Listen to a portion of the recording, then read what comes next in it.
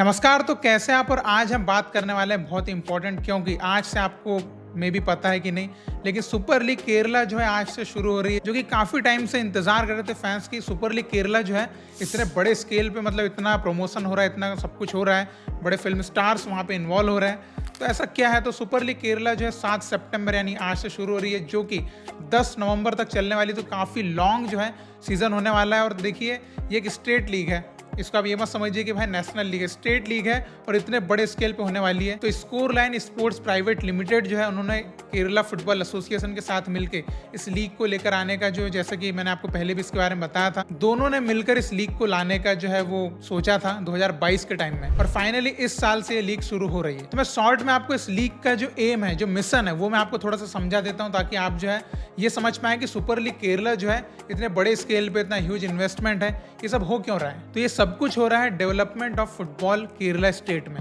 इसके लिए हो रहा है। और देखिए, इस लीग को कराने के पीछे 3 जो है मेनली क्या ये सोच है, वो मैं आपको बताना चाहूंगा। एक तो ये कि प्राइवेट इन्वेस्टमेंट लेकर आना, क्योंकि आपको पता है प्राइवेट इन्वेस्टमेंट की कितनी ज़रूरत होती है अगर फुटबॉल ग्रो करना है या स्पोर्ट्स कंट्री में ग्रो करना है तो। दूसरा, कॉर्पोरेट स्पॉन्सरशिप लेकर आना। और तीसरा है प्रोफेशनल मैनेजमेंट को लेकर आना। तो इन तीनों आप ये समझ सकते हैं कि पिलर है सुपर लीग केरला के, कि इनके ऊपर वो ध्यान देना चाहते हैं और इसके थ्रू वो इनडायरेक्टली डायरेक्टली कहें वो सुपर लीग केरला या फिर फुटबॉल का डेवलपमेंट केरला स्टेट में करना चाहते हैं। अब अगर हम केरला फुटबॉल एसोसिएशन के जो प्रेसिडेंट है नवास मिरन, अगर हम उनके स्टेटमेंट की बात करें कि उन्होंने क्या बोला इस लीग को लेकर या फुटबॉल डेवलपमेंट के लिए केरला में वो क्या सोच रहे हैं, मतलब एक प्रेसिडेंट क्या सोच रहा है, वो मैं आपको थोड़ा सा बताना चाहूंगा। तो उन्होंने कहा कि लगभग 420 प्लेयर्स जो है वो ISL में खेल रहे हैं प्रोफेशनल। अब लेकिन उन 420 में से केवल 45 प्लेयर्स अप्रॉक्स जो है वो केरला से बिलोंग करते हैं। तो ये एक तो नंबर्स को बढ़ाना चाहते हैं कि भाई केरला से और प्रोफेशनल प्लेयर्स निकल के आए, तो जो 45 का आंकड़ा है वो और आगे निकले, क्योंकि जैसे कि आपको पता है कि सबसे ज़्यादा प्रोफेशनल प्लेयर्स अभी मणिपुर से आते हैं। तो ऐसे वो भी अपने स्टेट का जो एक आंकड़ा है फुटबॉलर्स का, प्रो फुटबॉलर्स का, उसको स्केल अप करना चाहते हैं। अब आपके दिमाग में आएगा कि भाई सुपर लीग केरला ऐसी बड़ी लीग लेकर आना, उससे प्रोफेशनल प्लेयर्स आप कैसे बढ़ा लोगे। तो देखिए, आपको ही पता है कि ग्रास रूट पे अगर काम होगा तो जो है आपको ऑटोमेटिकली जो एक सप्लाई लाइन होती है प्लेयर्स की वो मिलते जाएगी। तो इसलिए केरला जो फुटबॉल एसोसिएशन है वो ग्रास रूट लेवल पे भी काम कर रही है और वो ये बोल भी रहे हैं कि ग्रास रूट पे एक बहुत बड़ा चेंज वो लेकर आ चुके हैं। जो इस बार उन्होंने एक ट्रॉफी जो है चॉकोलस ट्रॉफी, उसको उन्होंने रिवाइवल किया था उस ट्रॉफी का, जो जूनियर्स के लिए उन्होंने किया। तो ऐसे वो जूनियर्स के लिए भी काम कर रहे हैं। तो इस टूर्नामेंट के अंडर जैसे उनका कहना है कि भाई 2000 प्लेयर्स अगर इस टूर्नामेंट में खेलेंगे तो उनमें से कम 200 प्लेयर्स तो प्रोफेशनली खेलेंगे फ्यूचर में। और उसी टाइम पे जो सुपर लीग केरला जैसी जो लीग रहेगी, जो उस टाइम पे प्रोफेशनली आप बोलेंगे तो बहुत बड़ी हो चुकी होगी, तो यही जो लीग है उन इमर्जिंग टैलेंट्स को जो है एक प्लेटफॉर्म देगी और उनको बेनिफिट देगी। तो केरला फुटबॉल एसोसिएशन के जो प्रेसिडेंट है नवाज साहब, उनका स्टेटमेंट आपको कैसा लगा ये आप जरूर कमेंट में बताइएगा कि उनकी ये सोच आपको कैसी लगी। अब अगर हम सुपर लीग केरला की तरफ चलते हैं डिटेल में कि लीग कैसी है, क्या बजट है, कैसे ये आगे बढ़ेगी और क्या इनका है जो भी मिशन है, उसके ऊपर हम थोड़ी सी बात करते हैं। तो देखिए, सबसे पहले तो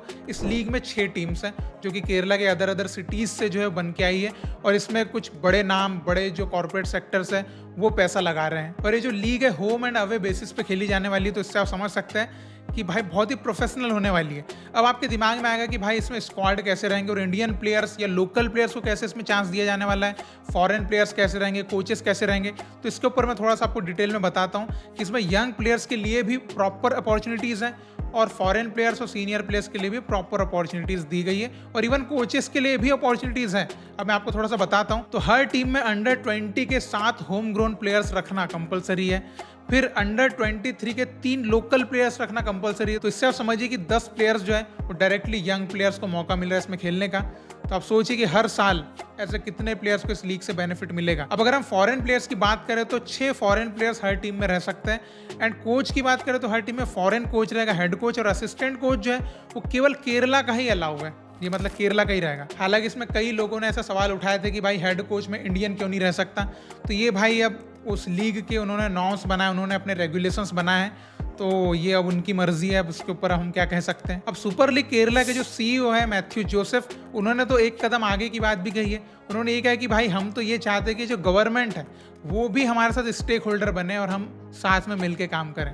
तो सोचिए कि मतलब कॉर्पोरेट सेक्टर आ रहा है, गवर्नमेंट भी आ जाएगी, एसोसिएशन ऑलरेडी है, कमाल का काम हो जाएगा भाई। मतलब आप नेक्स्ट लेवल चीज चली जाएगी, आप सोच भी नहीं सकते। अब अगर हम सुपर लीग केरला के थोड़े से मॉडल की तरफ चलते हैं कि भाई इसमें क्या बजट है, कैसे टीम्स को पैसा पे करना है, सैलरी कैप क्या है, इसके ऊपर थोड़ी सी बात कर लेते हैं। देखिए इस लीग का जो टोटल बजट है वो लगभग 80 करोड़ का बताया गया है।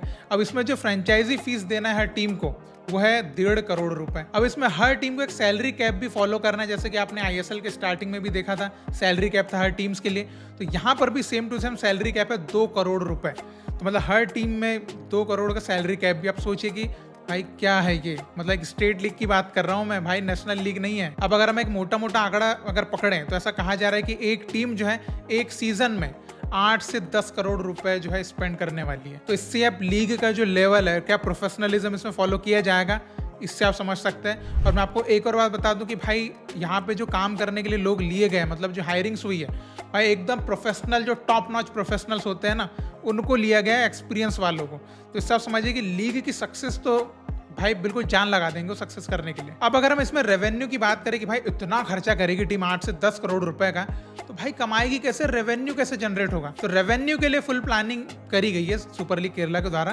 तो रेवेन्यू जो है कुछ कुछ सोर्सेस है उनके थ्रू आएगा।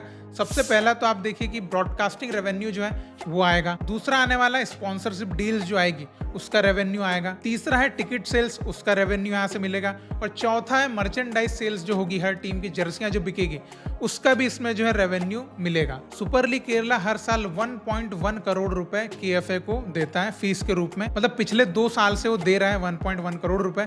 और देखिए जो लीग अभी चालू होगी तो लीग का जो प्रॉफिट होगा उसको भी शेयर किया जाएगा केरला फुटबॉल एसोसिएशन के साथ। अब सुपर लीग केरला का जो विनर रहेगा उसको 1 करोड़ रुपए का प्राइज मिलेगा और जो रनर अप रहेगा उसको जो है 50 लाख रुपए मिलेगा। तो देखिए विनिंग और ये तो उतना अमाउंट नहीं है, लेकिन जो रेवेन्यू का जो अमाउंट रहेगा वो काफी रहेगा। अब देखिए मैं आपको इसमें क्लब्स का क्या सोचना है इस लीग के ऊपर और प्रॉफिट रेवेन्यू जो भी चीजें है उसके ऊपर। तो देखिए डायरेक्टली क्लब्स के साइड से ये कहना है कि भाई देखिए 3 से 5 साल जो है रेवेन्यू जो है प्रॉपर जनरेट करने में टाइम लगेगा।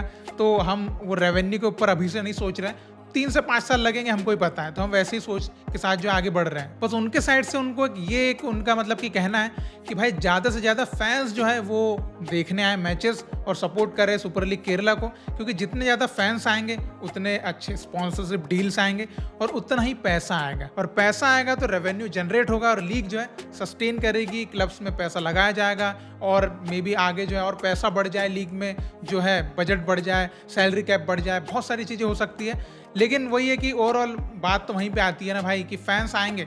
लेकिन केरला में जिस तरीके की फैन फॉलोइंग है, उम्मीद है कि ये लीग बहुत ही जल्दी सक्सेसफुल बनेगी। और ये भाई मतलब कि इंडिया में इस लेवल की, इस स्केल की स्टेट लीग की बात कर रहे हैं भाई, हम इस लेवल की लीग ही नहीं हुई है, तो मतलब मज़ा आने वाला है। अब आप सोचेंगे कि कहाँ हम देखेंगे, तो देखिए आपको स्टार स्पोर्ट्स 1 जो टीवी पर और हॉटस्टार पे अगर आप ओटीटी पे देखना चाहें मोबाइल वगैरह पे, तब इन 2 प्लेटफॉर्म्स पर जो है सुपर लीग केरला के मैचेस देख सकते हैं। तो देखना मत भूलिए क्योंकि बहुत ही यूनिक टाइप की लीग हो रही है, मतलब कि शानदार लीगें होने वाली है। तो आप इस मौके को बिल्कुल छोड़िएगा नहीं, देखिएगा जरूर। तो सुपर लीग केरला के ऊपर आपके क्या ओपिनियंस है, मतलब कि आपको लगता है कि ये लीग जो है केरला को एक अलग लेवल पे लेके जाएगी, केरला की फुटबॉल को, वहाँ के यंग प्लेयर्स को एक बहुत बड़ी अपॉर्चुनिटी देने वाली है, और क्या ऐसी लीग्स हमको और भी जगहों पर चाहिए?